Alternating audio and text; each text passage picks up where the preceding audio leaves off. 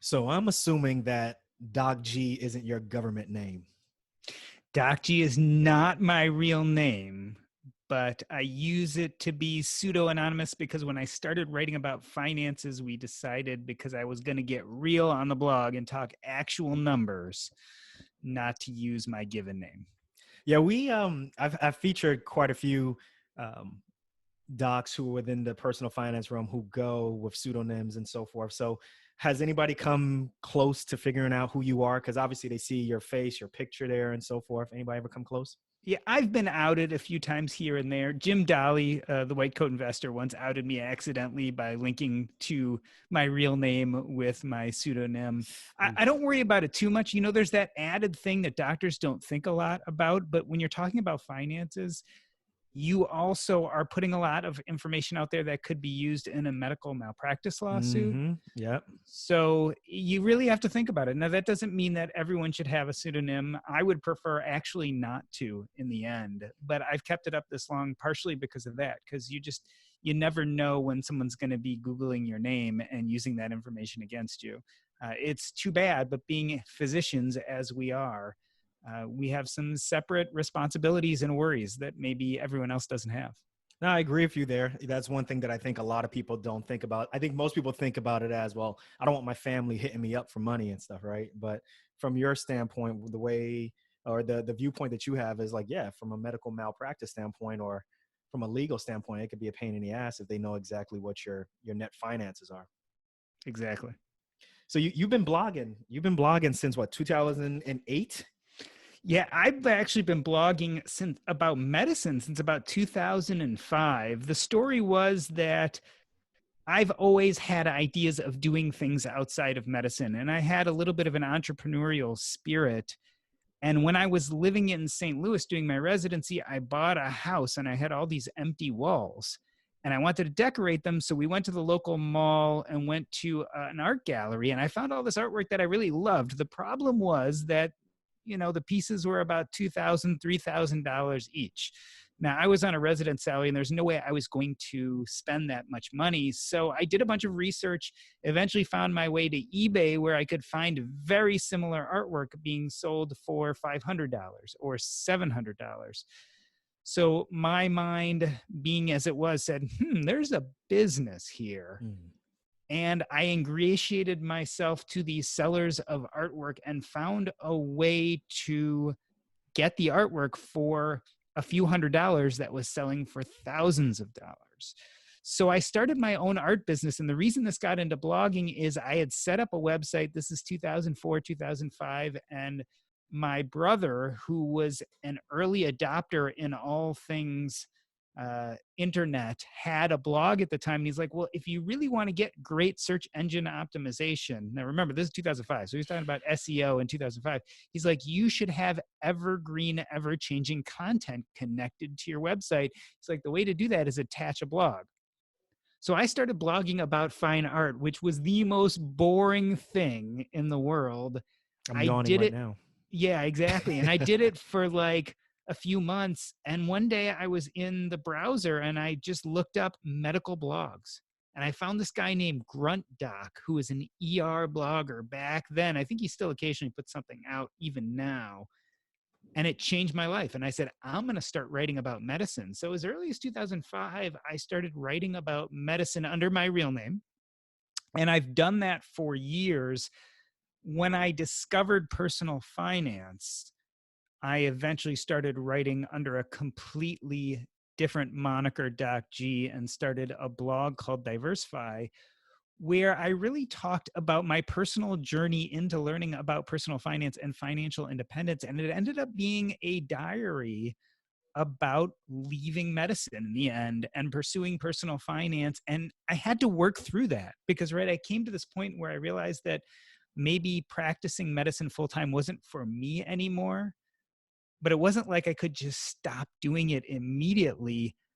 I had to consciously go through the steps of dealing with that emotionally, which ended up being a year or two of blog posts about personal finance and about medicine, and eventually gave me the courage, was my online accountability, to start living the life that I wanted to live but was too afraid to before. It gave me the courage to step away from that identity of being a doctor and start pursuing other interests.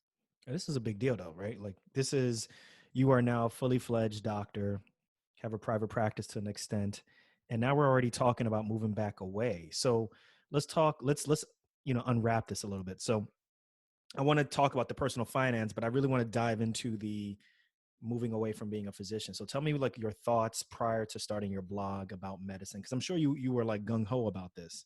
What happened? From what I'm understanding, there's multiple straws that broke this camel back. So what happened?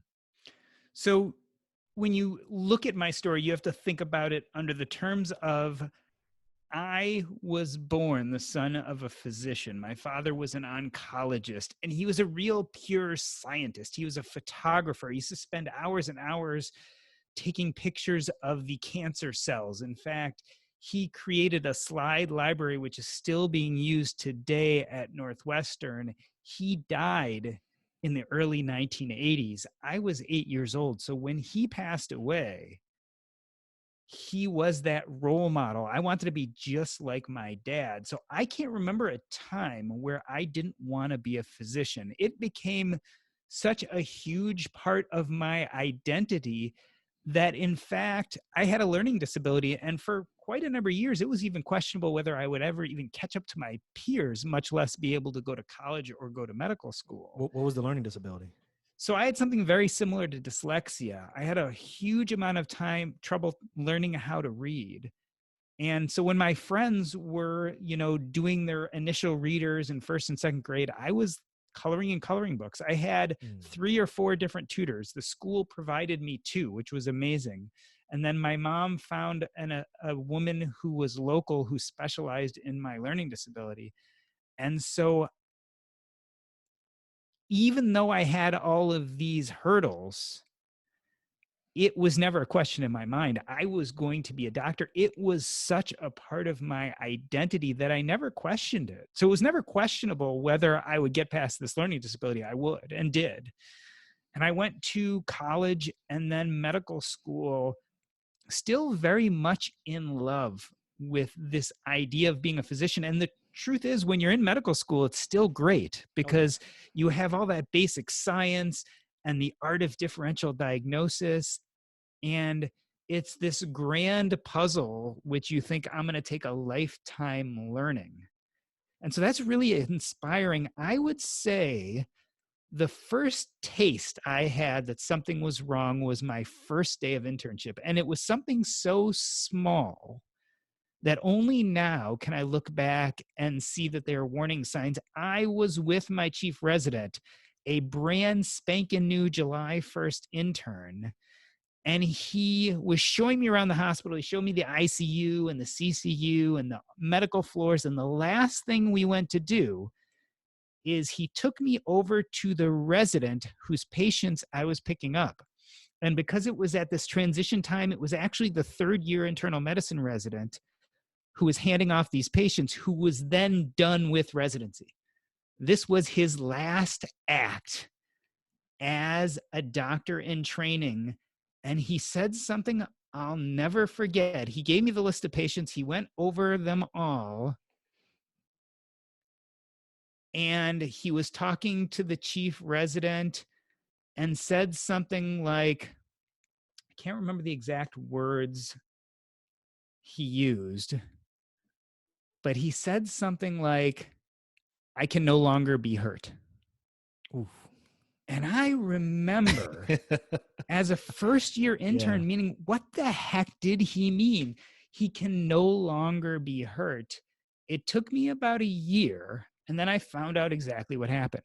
I was in the CCU, right? The cardiac care unit. I was a 2nd year resident. I was at WashU in St. Louis. And at that time, the smaller unit, when you were a 2nd year, they left you with the whole unit. There were no interns, no residents. It was you and the nurses and a fellow who was running around like crazy seeing new consults. So it was pretty much you in the CCU. And we had this patient that was admitted, and one of my partners handed off the patient to me, as you do at the end of a shift when you're going to stay all night and all the other co-residents are leaving. And he said, this guy came in respiratory distress. We think it's cardiac. We don't know what's going on. Do your best to keep him off the ventilator. Mm. And as the night went on, Keep the list tight. his oxygen Tight. saturation started to drop, and I'm putting him on BiPAP. I'm doing everything I can. And at some point I say, okay, I've got to intubate this guy and get him on a ventilator.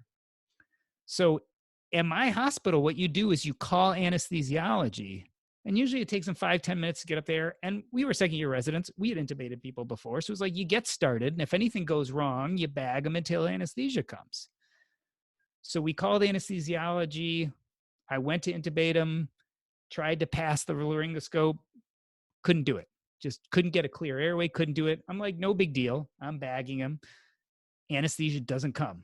I'm like yelling across the hall at the secretary at midnight, where the hell's anesthesia? Get anesthesia here. I'm bagging him.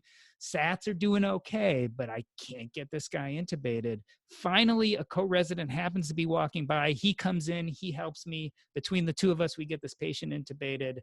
I breathe a sigh of relief, look up, and ventricular fibrillation. His heart's going crazy. Next thing I know, flatline. So we spend the next 30 minutes pretty much trying to bring this guy back. We fail miserably. He dies. So I'm feeling bad enough as it is, right? But this happens, right? We're in medicine. People get sick. Sometimes you don't have an answer. You do the best you can. I call the guy's family. And at 3 a.m. by myself, I'm sitting in a conference room with 8 of his family members, his wife, his kids. I'm telling them what happened. They're somber, but they seem understanding. I'm exhausted. I've been up, 30 hours by now. The family leaves. I do the rest of the things you have to do when you're working in a unit, putting in lines, dealing with other patients. The next morning, I'm on rounds, and I'm exhausted, right? You remember these days, like you haven't slept for 30, 35 hours. You're on rounds presenting the new patients to the attending. And the secretary comes up to me and says, you have a phone call.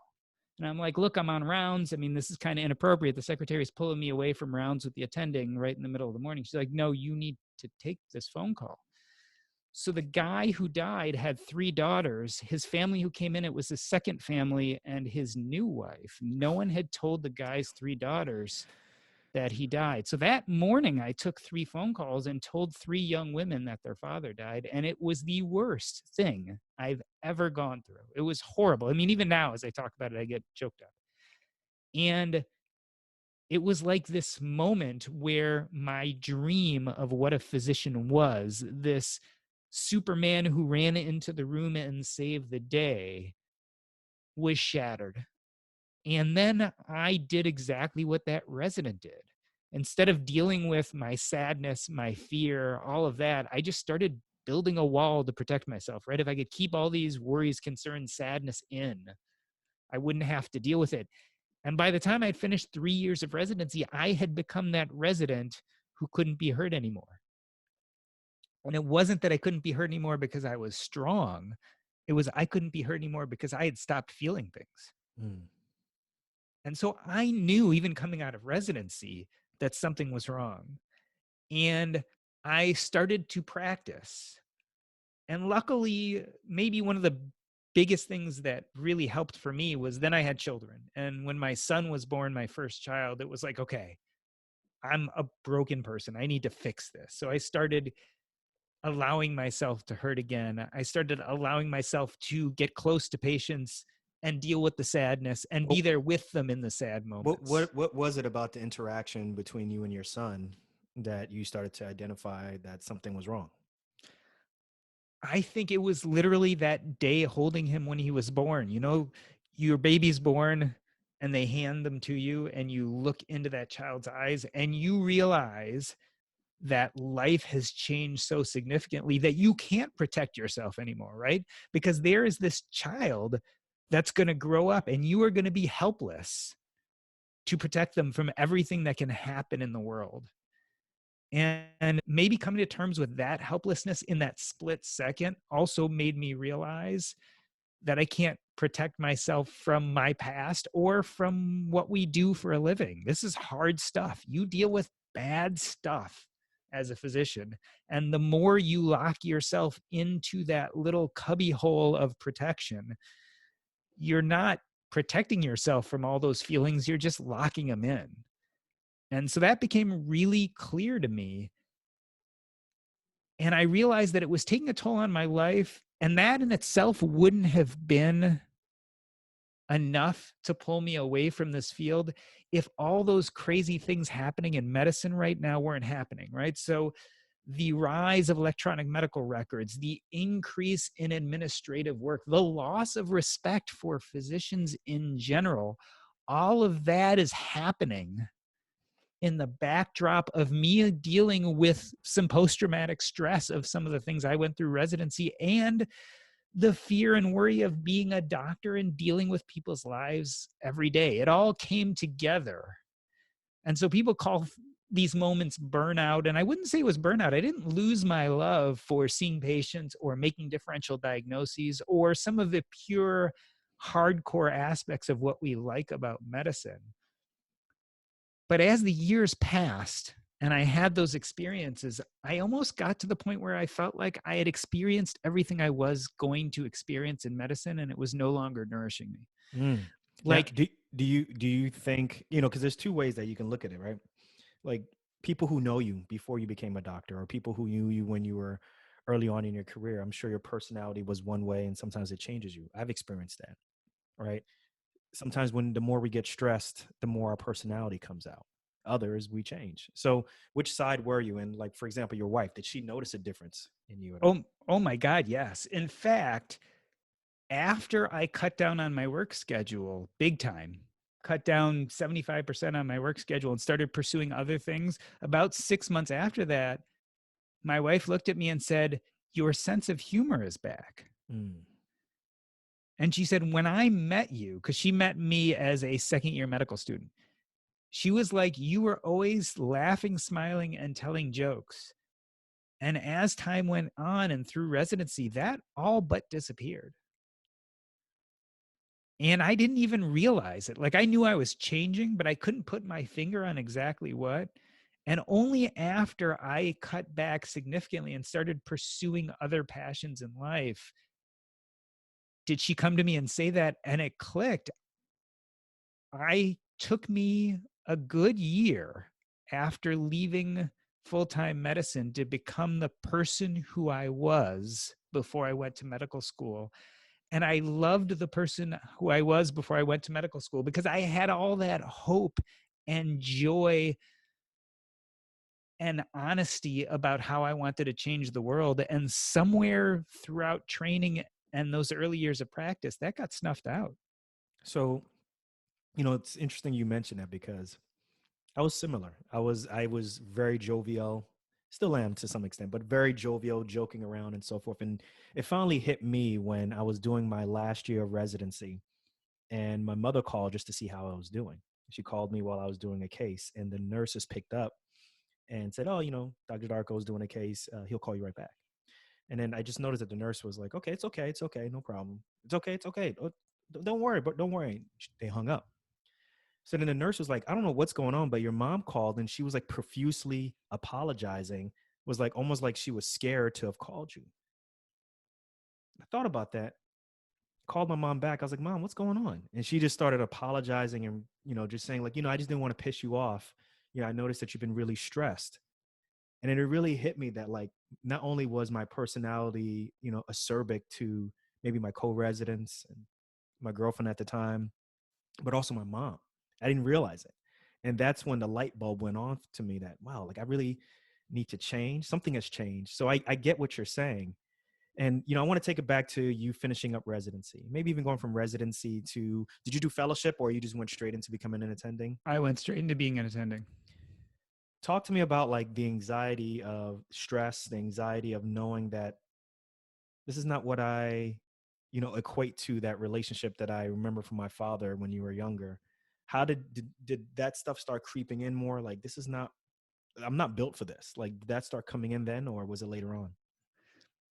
Because it was such a part of my identity being a physician, there was never this question, oh, you could be or do something else. There was never this question, oh, maybe this is not for me. It was always more, okay, you've dealt with hard things before. You'll Mm, find a got way it. to deal with this again because, see, you can't be hurt. I was like that resident. I had convinced myself that I could just become more and more metallic and things would bounce off me as instead of penetrating. But if you go back and start looking at the fact that I started writing about medicine in 2004, 2005, that I started pursuing entrepreneurial interests, I clearly was searching for an answer, a way to mesh this identity with my unhappiness. And a lot of those early blog posts are about the difficult things in medicine. I mean, I wrote very openly about the painful aspects of what we do. So I knew it was there and I was dealing with it in a way that I thought was safe, but I wasn't meeting it head on per se. What were some of the symptoms? Some people say, when the pager goes off, they feel this angst, this anxiety, or maybe when they make a decision the next morning when they're doing morning report, that feeling of you feel like it's like Monday morning quarterback, or it's you just what were those feelings? How can you describe how you felt? Like I'd love to hear that. So there are a few things that I now realize. One is I became incredibly impatient. Mm, And I think some of this is medicine, some of this is residency, but that impatience then leaves work and you become impatient with your family. You become impatient with things that just don't matter. So that was the first part of it. Second part is that I definitely lost that sense of humor, that sense of looking at the world through silly or funny glasses, something that was really very much part of my childhood. And I think I just became fairly cold, right? So I just, I became that guy who would, be hiding the tears when a stupid Hallmark commercial was on TV because it was safe and I could deal with that. And yet I'd walk into patients' rooms who were dying and I'd be cold to family members. mm. And it was like, I saw these changes in my personality and it just didn't feel nurturing anymore. Right. And then you start actually doing things and you realize the great thing about medicine is you accrue knowledge and you can use that knowledge to really help people. But I stopped identifying with that good feeling that you get from helping people. I would go and make a diagnosis and save someone a lot of time or pain or really make a difference in their life. And I didn't even feel good about that anymore. It just was what I did. I didn't even connect with this is a nurturing, good thing you need to hold on to. You just help someone. It was more like, yeah, that's what I do for a living. Like I felt better when I sat with the homeless guy, at a park and shared a sandwich with him because that felt like I was really helping someone. Whereas I'm walking in the room making diagnoses and putting people on medicines that's saving their lives. And I don't even connect with that. Things that people would say that this is amazing. Yeah, they Just don't what? even Yeah. feel meaningful anymore. Well, let me ask you this, because 2020 compared to 2004 is a long time. 2020 in terms of podcasting, 2008 in terms of blogging. I mean, you're talking about how you're feeling in 2004. I'm sure you couldn't talk to your co-residents or your colleagues about how you were feeling. What was it like, blogging about this in 2004? I'm sure this must have been very isolating. So what was it like back then?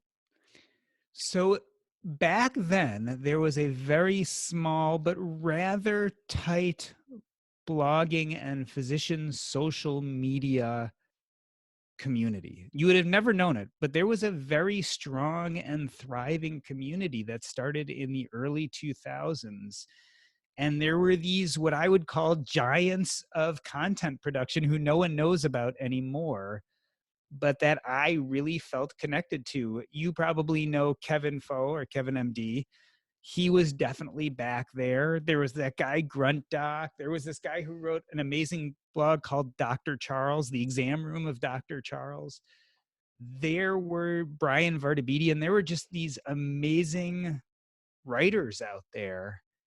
And so where in my real life I wasn't talking about these things or even finding comfort, I did have an online community of doctors and allied people, right? People who supported doctors, people who are spouses of doctors, people who had been part of the medical community because of chronic disease and therefore went and searched out doctor blogs.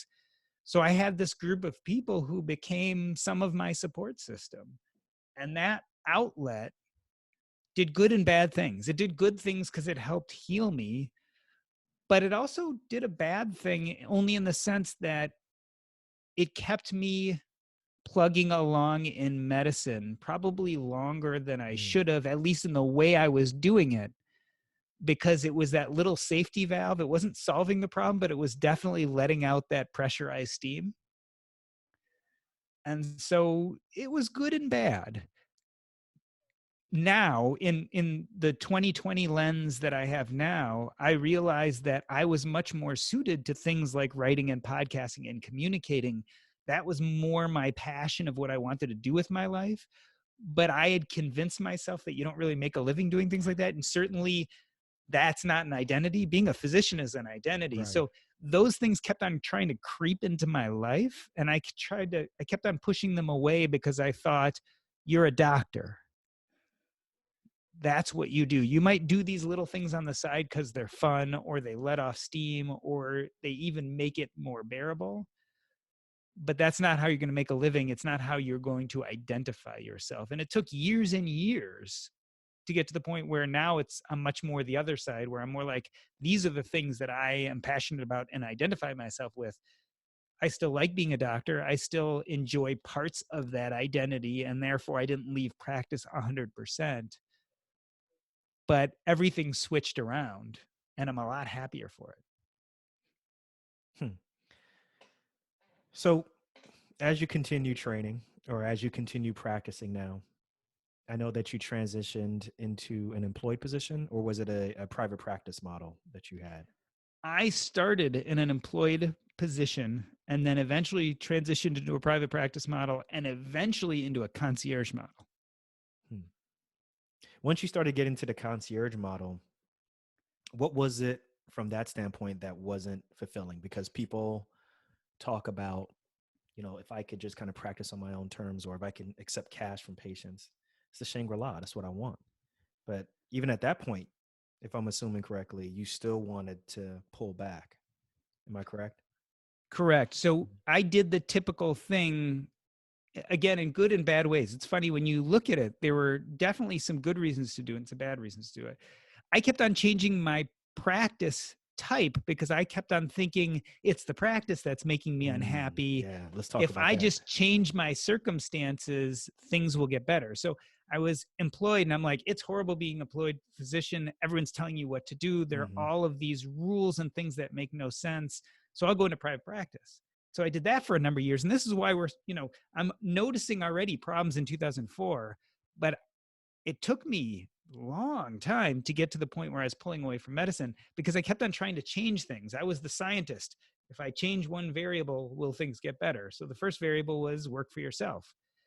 And all the while, as I'm doing this, those variables are bringing me in more and more money. So it's the backdrop because it's the money that eventually allowed me to leave medicine without economic worries. So I'm tweaking things, trying to make a better work life balance. I'm not, but I am making more money as I keep doing this. So I go from employed to private practice.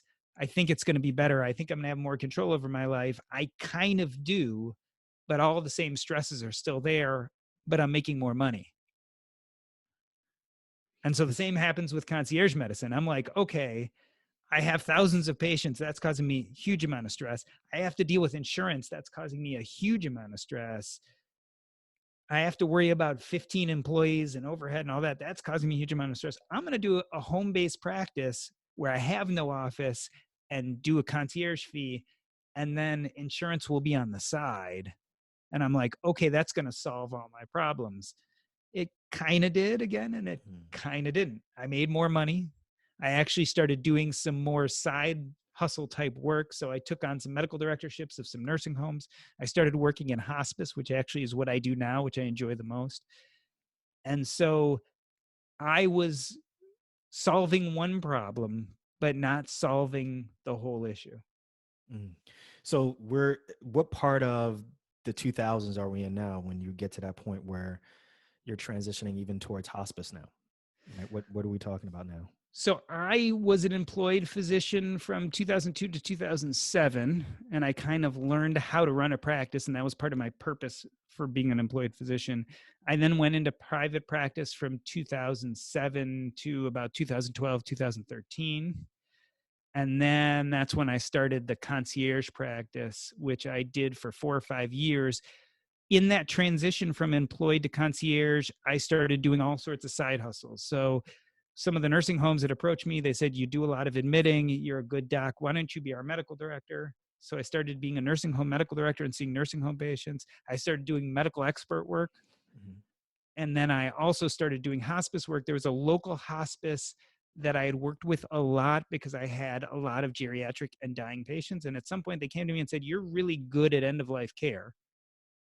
Why don't you come work with us? We need more docs who are hospice friendly, who can be some of our medical directors. So I got involved with one of the biggest hospices in the area and did everything from palliative care consults to hospice consults to eventually running hospice teams.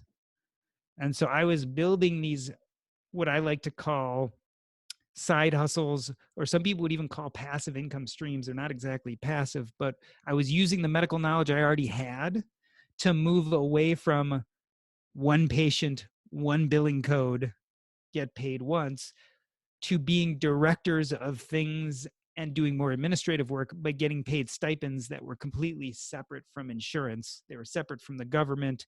They were individual companies that were paying me for my expertise. So it was a way of diversifying my risk of having an income stream based just on patient care, mostly through Medicare from my practice. You talk about the art of subtraction, and I'm really interested in as you try to change your practice, you take less or you take more and more away. There's something that's still bothering you. There's something that you're still not happy about. But I get the point of you're parsing down the things that you don't like. You're really focusing on what you're really good at or what you enjoy. So I just want to know first, it's a two-part question. One is what do you think, looking back now, what do you think specifically about medicine was putting you off? What is it that you didn't enjoy about medicine? So this has been one of the most difficult realizations that has taken me up probably to the last year or two to realize. When I now look back at it, being a physician probably wasn't what I was meant to do. Say that I again. Being a physician was probably something I wasn't meant to do. It is probably the thing I am best at in the world. Like, it's the one thing probably, if you ask me, what are you really great at? It was being a physician. I mean, that's But but that's huge though, because that's like LeBron James saying that I just don't have the passion to play basketball. But it's like, dude, you're the best in the world. What are we up to I, debate? I wouldn't say I'm the best in the world. I'm saying that it's the thing I do best, like of Right. my skill set. If you look at the things I'm good at, it's probably the thing I excelled most at. But But if you looking back, consider there's only less than 1% of people who are physicians, that's, uh, you know, but anyway, I see what you're saying. Go ahead.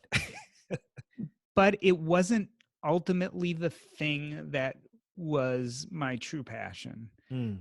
And looking back at my life, it's makes a lot of sense I became a physician. I mean, it was the identity maybe I even needed at that time after my father died while having a learning disability. It was a solid dream that helped me get through a lot of bad things, thrust me into an amazing career where I impacted people's lives and did something meaningful. So none of this is bad. Yeah. People tell you things that they wouldn't tell their loved ones.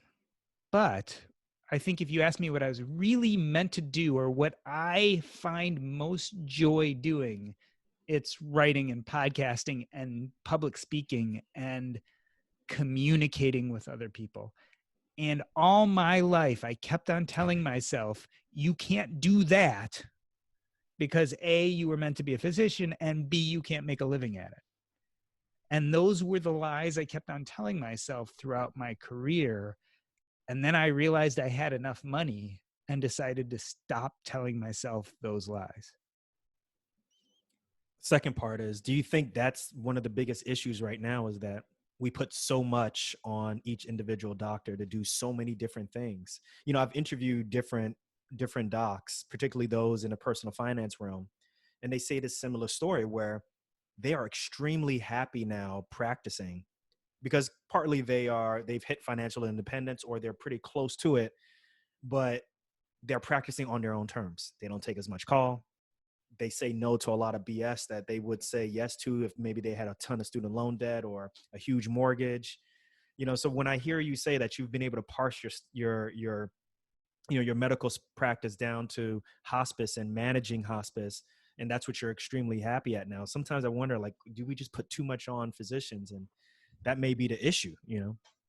I think as a society, we've made the job description for a physician untenable, right? Most physicians, even me, would be happy as a lark if we were just spent our time doing what we believed being a physician was when we went to medical school, right? So why do physicians do annual screenings? It actually makes no sense. You don't need a medical degree to make sure you're up to date on your colonoscopies and pap smears and flu. Someone else can do all of that.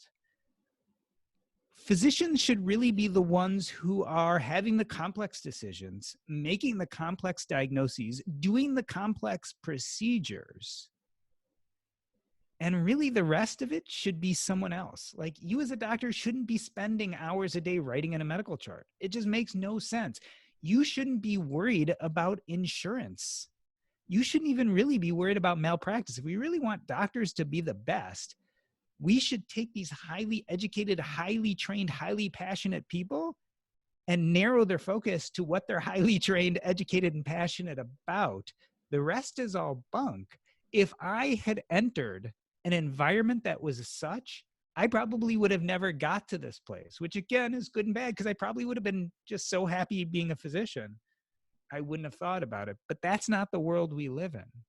We'd have a lot less unhappy doctors right now if we streamline the system and utilize physicians for what they're good at. Unfortunately, I don't see that happening anytime soon, which I think is tragic, because we're really wasting these young, passionate people's brilliance by making them do all this non-important stuff that's really outside of their training. Like, I am not trained in public health. Don't make me a public health practitioner by having me try to practice public health by collecting all this public health data. That's not what you trained me for. If I had gone and gotten an MPH, and if that was my interest, it's different. But most of us are clinical docs. We want to do all that hard work that goes along with diagnosing, training, and having those difficult conversations and treating, right? So we have a kind of funny, strange system that I don't think is serving our patients, our community, but it's also certainly not it's certainly not serving our doctors. So obviously you're not alone while you're transitioning through this process. You're a family man. You're married. What was that process like, telling your wife about how you feel, to, you know, now you're starting to transition to different forms of practicing? I'm sure financially things are changing. Take us through those conversations from the early onset of this is just not working for me, to, okay, I think this is going to work for me, to this still isn't working for me. And now I found this. Take us through that process. So Or that my wife, conversation, excuse me. yeah, my wife knew even from the early days that maybe being a physician wasn't exactly what I was meant to do. In fact, she was one of the first people to say it. When I was a second year medical student, there was an opportunity to sign up and get an MBA with an extra year through, I was at Northwestern. So this is through the Kellogg School of Business, a wonderful MBA school. And my wife was like, "What are you, crazy? Go get your MBA." And I remember looking at her going, "I want to be a doctor. I don't care about that stuff." And she looked at me and she says, "You think that, but I know you, and you do care about this stuff, and you'd be well served by getting an MBA." Listen to your wife. Exactly. As usual, she was completely and utterly right. So she had an inkling that it didn't exactly fit me from the beginning. Up until the point where I started really subtracting things in medicine, which we're getting all the way to 2017, up to that point, all of my decisions increased our bottom line. So every time I moved from employed to private practice to concierge, and I was taking on all the side hustles, I was making more and more and more money. So she saw that parts of medicine were making me miserable, but we had both looked at each other and said, we're young. These are the years to make money. It will serve us long term. So we both saw that there was a problem. She knew I was working incredibly hard to find that escape route that would provide for us economically, but that would allow me to get away from the stressful parts of medicine. And then in 2017, I discovered financial independence. I started reading some books. I developed the vocabulary to actually understand the economic necessities I would need to fulfill to leave medicine. We had been really, really careful with our money. We had invested, we owned real estate. We had done all the right moves when it came to personal finance, but I didn't understand what I was doing at all. I was just kind of following the playbook my parents had given me and trying to be fairly smart and conservative. In 2017, I actually educated myself and learned about personal finance and realized that indeed I had enough money and didn't need to really work anymore. Hmm. Tell me about you. You've talked about Jim's book, Jim Dolly's book. Was it really that important to you? Talk to us Oh, the about white that. coat investor. Yeah, it totally. So I'm in the midst of. But at this point, you're making money, man. Like, how is Yeah, it? Why is yeah. it still important? Like, why was this book like a seminal moment for you? So I was making money and I was getting burned out. And I had started asking all those questions, but I was asking them to the wrong people. So I Mm. knew that I needed to get out of medicine. I knew that things were getting to a boiling point. And so I asked my accountant, and she threw out $10 million. She said, you need to have $10 million saved up or you can't leave. And so I wasn't at $10 million. So I was like, oh, She just made this number up. and later on I asked her about it, and she said, well, that just kind of, seemed to be a number that would make sense for you. So then I went to my financial advisor. I had one at the time because, being like most doctors, I thought I had no time for money, so have someone else manage it for you. My financial advisor did some Monte Carlo simulations, took in all sorts of information. But the point that he really messed up is he said, well, how much do you want to spend a year? And I had no idea, because we always made so much more than we ever spent. I never really paid attention to budgets. So I told him I wanted to spend something like $250,000, $300,000 a year, Ah, I see. Gotcha. because I had no idea what was reasonable to spend, or like putting away paycheck after paycheck and not even paying attention to it. Mm-hmm. The numbers were kind of crazy, right? Because if you think you want to spend $300,000 a year, and then maybe we need to put a little extra away for the kids' college. And by the way, I was making rental income from my real estate, but he didn't think that that was something that should be part of it. Put all of that in. He was like, oh yeah, you're not close. You need another 5 years. So in the backdrop of going through all this, Jim Dolly's book arrives at my house and I read it. And he laid out so clearly the amount of money and what you needed to think about financially independent. And I started thinking about it in terms of retirement, or at least leaving medicine. And within a few hours, my whole worldview changed, because all of a sudden I had to me describe my finances, and I was never able to look at them from 10,000 feet and realize what I had there. And once I learned that vocabulary, I learned the few formulas you need to know, I learned the way of thinking, it changed everything. Because all of a sudden I knew on that day, the moment I put that book down, that I could retire that day and leave medicine that day. You lucky bastard.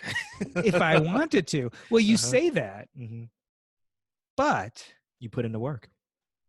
not only did I put in the work, that freaked me out. Like, talk about, Doc Wait, G, what do this you mean is it freaked you out? well, talk about Doc G, this is your life. You've built your whole identity around this profession. and you knew it was making you unhappy, but it was never a reality that you could leave it. And then all of a sudden, 3 hours later, you can walk away right now. That caused a real crisis in my life. Like, who am I? If I'm not being a doctor anymore, what's my importance in this world? Remember, this was the thing I was best at doing. But you won. Winning is hard when you're not sure what the goal is. And this is always what I tell people who are struggling to get away from something or struggling to reach financial independence, but don't really know what lies afterwards is you got to redefine what winning is. See, what winning ended up being for me was building a life of meaning and purpose and joy. That took time. When I learned I was financially independent, after I read that book, I hadn't built anything for myself except a strong financial foundation, which was utterly important. But money is not life. Money is a tool. I now had all the tools, but I had no idea what I wanted to make with them. And so that was scary. And coming to terms with the fact that maybe being a physician wasn't my life's calling, wasn't my identity, and that I had to search and figure out what is. Like, who am I? What is my importance in this world if I'm not walking into the office every day and hearing about people's chest pain? Yeah, you just got real on that one. No. It was hard. It was one of the scariest moments of my life, which sounds silly, right? Because I'm not, facing down a demon externally, but I was facing my inner demons. And I didn't know what to do with that. So how long did it take you to catch your stride? Like, how long are we talking therapy? Like, what did you have to do to get back on your grind, I guess, so to speak, or what you were passionate about? I had to write. And that's when I started the blog DiverseFI. I found in most big times in my life, the way I deal with it is I just start writing. And I wrote and I wrote and I wrote and I thought and I wrote. And what came out was a year's worth of daily blog posts about what I believe about money and life that became my online diary and accountability that gave me the strength to go from idea, you are financially independent, now what, to I'm a person who enjoys and relishes writing and podcasting and public speaking and communicating, and then take action to start freeing my time from medicine by subtracting all those things I don't like about it and filling them with much more meaningful activities which build my identity and my community around myself that make me happy. Because being a physician wasn't making me happy as much as I felt like it was the thing I wanted to do with my life. And I had finally identified what identity did make me happy, what kind of people I did feel connected to. And I had all the economic fuel to then go and pursue that, regardless of if I was good at it or not. And that's the big caveat. I knew I was good at being a doctor. I had no idea if I was going to be good at any of these things. That's what I want to. Yeah, but it didn't matter. That's what I'm trying to get. Like, how do you transition to something that you're great at, that you're good at, and now all of a sudden, now you're gonna start at the bottom, work your way up. Not sure exactly how you're going to, what kind of feedback you're going to get from people, right? Because a lot of this now, what you're doing is based off of how people respond, right, to your creativity, right? Whereas before, it's just like I take care of someone, they leave the hospital or they don't. That's it, right? It's a simple exchange. But this now is how people perceive my creativity, right? You may think you're making a Picasso, but people may not believe that. So what was that like? Well, you ask, how do you make that transition from the top to the bottom? And for me, it was as simple as the top was painful and the bottom was joyful and hopeful. And so once I got past all that identity work, The actual doing was a joy because I had the freedom to not succeed and it would be okay. I had the freedom to be mediocre at all of these things. And yet, if I could find joy in the doing, if my daily hour or two I sat down and wrote a blog post, if that hour interview I did for my podcast brought me a sense of fullness and joy, didn't really matter if anyone else liked it. It became a purpose unto itself. And if you look at being a doctor, and if you look even at growing up in general, some of our joy is always looking forward to what will become. We have a lot of joy in the daydream of what the future holds, which is wonderful when you're becoming. But at some point, you have to stop becoming and enjoy where you are. And I wasn't really enjoying where I was as a physician in the same way I could enjoy where I am when I create, regardless of the outcome. And that's how I knew it fit a lot better for me. So, what do your days look like now? Or what did it look like when you decided you were? I'm sure you haven't completely walked away from medicine, but when it wasn't the majority of what you do, right? Because I know for me, when I work, when I put out my episodes, it's really around my work schedule. That actually kind of keeps me on point from things just kind of just, procrastinating or having, I know that I got to get it done at this time, otherwise it won't get done. So how did that first start with you? How did you get all that stuff done when medicine really wasn't, 100% of what you were doing, or even 75% of what you're doing? So what I did is I slowly got rid of the things I didn't like in medicine. So the first thing was the concierge practice, which took up a huge amount of my time. And so I closed that down. The next thing I did was get rid of the nursing home work because I was getting phone calls in the middle of the night, et cetera. And so I closed that down. What was left was contracting for a hospice company in which I helped lead teams of care practitioners that took care of hospice patients. I am not and was not at the time even seeing patients. I was helping run the teams. And so I had already built that side hustle into my life and it was already there. So it was what was left over when I got rid of everything else I didn't like. So what does my life look like now? It's actually transitioned to less because the company I've been working for has had some problems, reorganized, and cut back on my consulting. But what it really looks like is somewhere between 8 and 12 hours of meetings a week and being on pager call from 9 a.m. to 5 p.m. Monday through Friday, where I get maybe 10 to 15 pages a day, and then I do 8 to 12 hours of meetings. So I pretty much try to fit being a doctor around my podcasting, blogging, and everything else schedule, as opposed to vice versa.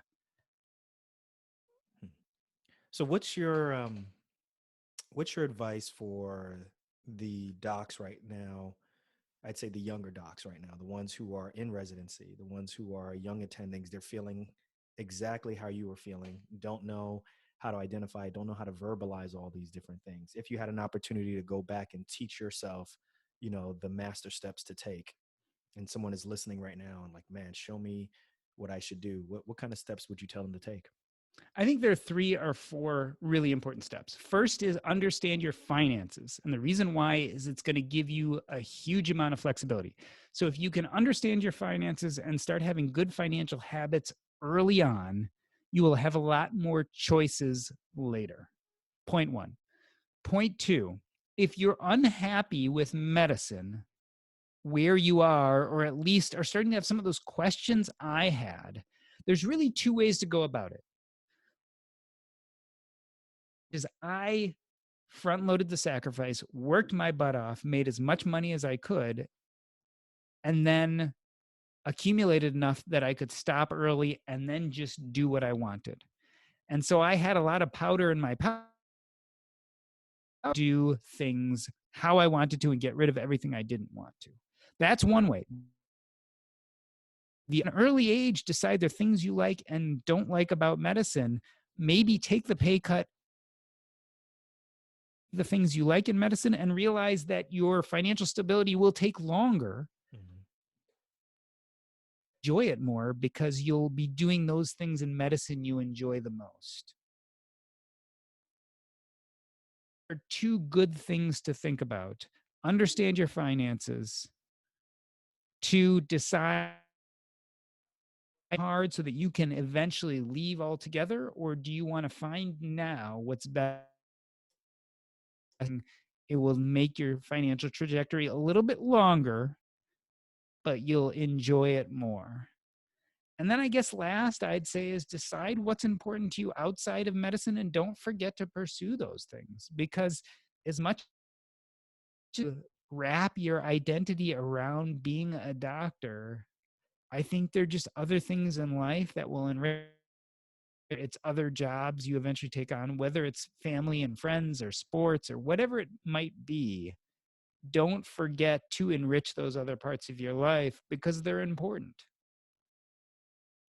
How important was that de-arming, or taking the armor off of becoming a physician, and to some extent being a man, and we still have some gender roles out there and so forth, being a provider and so forth? How hard was that, right? Because I got a feeling that there had to be some difficulty there, although you saved up a huge stash between you and your wife. She's still working, and you went from, I'm sure, being the primary provider or the highest earner to now she's the highest earner. Were there any issues with that at all? So it is strange. There's no question about it. I wrapped my identity around being a doctor, but part of that around being a high wage earner. And so it felt really good to make a lot of money. On the other hand, and I realized this as I learned more and more about finances, once you gold star for having two times enough or five times enough or enough plus 100. So the truth of the matter is, once I figured out financially what enough was for, money no longer really served me. In fact, in a lot of ways, especially if I was doing something I didn't enjoy to make that extra money, I was just throwing away time that I could never Mm, get yeah. make more money. But time passes no matter what. So that was part of it. The other part was when my father died, my mother became the moneymaker in our family. And I grew up in a household for most of my childhood. So this idea of having a strong woman who made money and was a professional was not foreign to me. In fact, that's more comfortable for me personally, because that's what I applaud my wife for her amazing success in her career. I am so amazingly proud that she has such a commanding job. I feel lucky that she makes extra money because doubly, triply safe because she still likes her job enough to keep working it. So there are moments where I think about my own manliness, but I also realize that maybe being a man means a heck of a lot more than I thought it did. Maybe being truly that quote unquote man is actually embracing the best that life has to give you, supporting your family and your loved ones, and building an impactful, meaningful life, even when it's hard, even when it's difficult, and even when it takes you out of the spotlight or the glory. And so I've kind of changed away from that traditional view of what manliness is and look at it more as being the rock of the family in a very different way. Thank you for sharing that. I like that. I like that approach. What are some of the medical issues, medical licensure issues that you have to think about that, people who are listening to this may not be thinking about?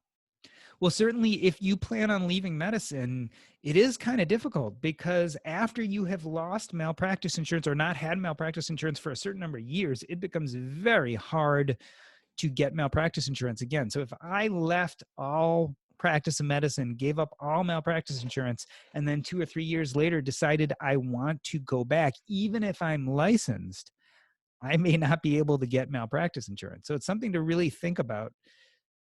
Also, you have to keep up with licensure, which is not too hard. You know, there's continuing medical education, et cetera. But you and I know that being a doctor is difficult enough that the minute you stop practicing on a regular basis, you lose your skills.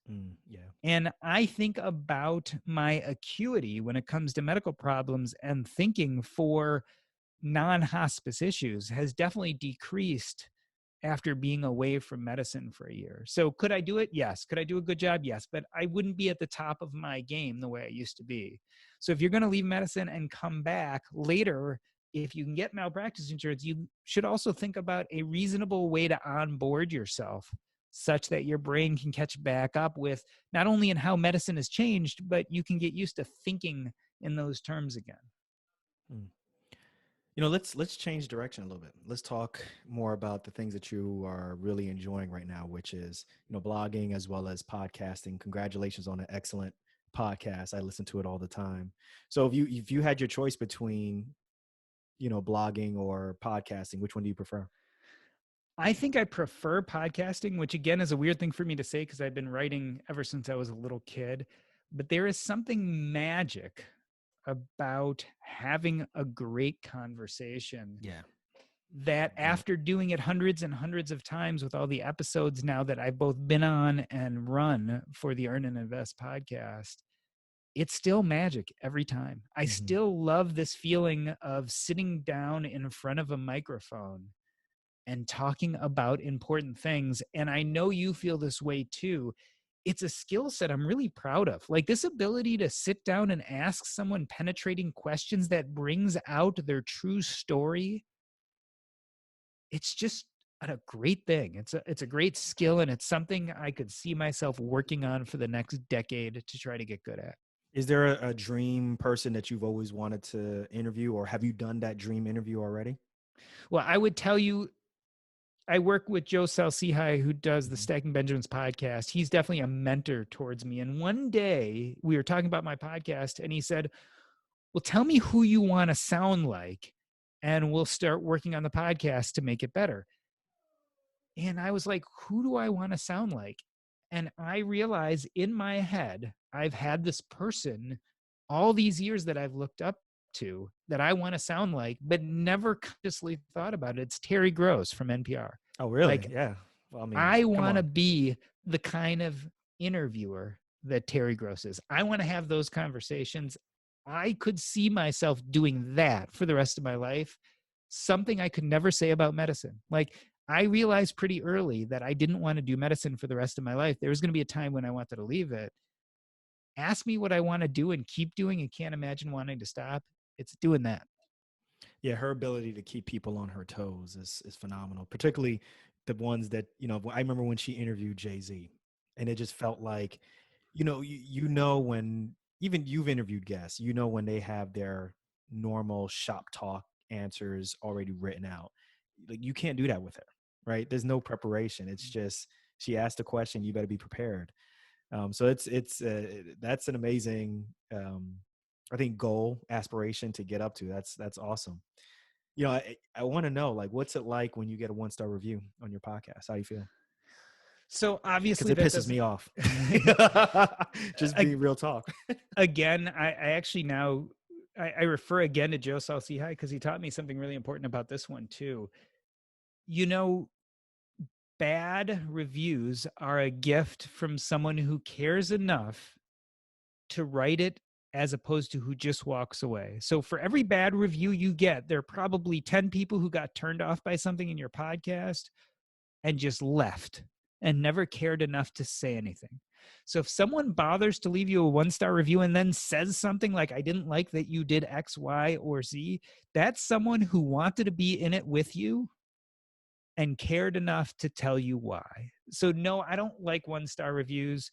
I certainly cringe every time I see them. On the other hand, like I've got this idea of how things run in my head, and it's not exactly reality.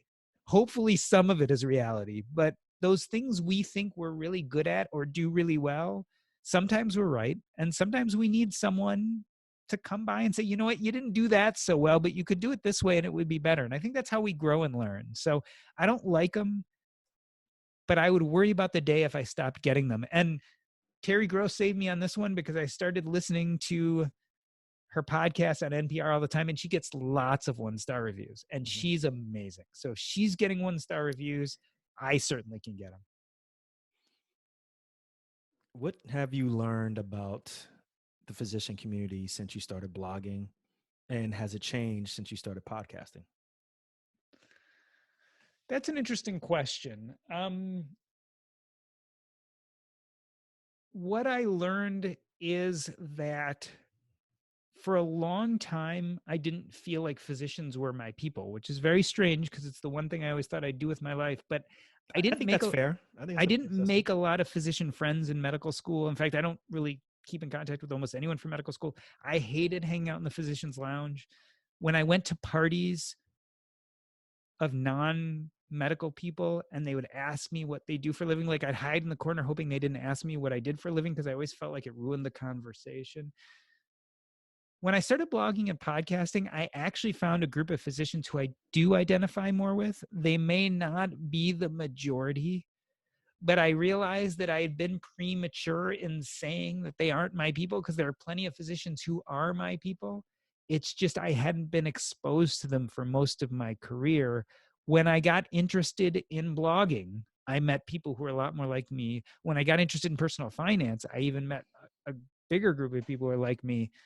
And then this group of creators, especially podcasters, I think we also have some common themes in our histories and our upbringing. So I learned that maybe I was premature in pushing myself away from the community. I just hadn't found those people within the community that meshed with me.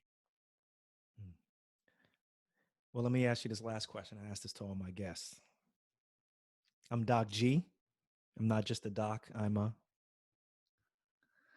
Doc G. I'm not just a doc, I'm a communicator. Boom. There it is. Listen, Doc G. Hopefully soon I get to learn your government name, but this was fun, man. I really appreciated you unwrapping um, emotionally something that doctors don't normally talk about. And I think the reason why I really wanted to have this discussion with you is because it's real, right? Like these are things that I've thought about, feel. Sometimes I don't feel, even after 5 years or close to 5 years of podcasting, that, you know, I don't know if I feel very comfortable talking about yet. And when you approached me and we decided what we're going to talk about, it was something that I think that a lot of physicians go through, whether you're a woman, whether you're a man, but it's something that we don't have out in the open in our community. So I just want to give you kudos for literally stepping up to the stage and, showing us the way. So thank you so much for coming on. I'd love to do this again with you. You're an amazing host or an amazing guest also. So I hope we get a chance to do this again. Excellent. I look forward to that.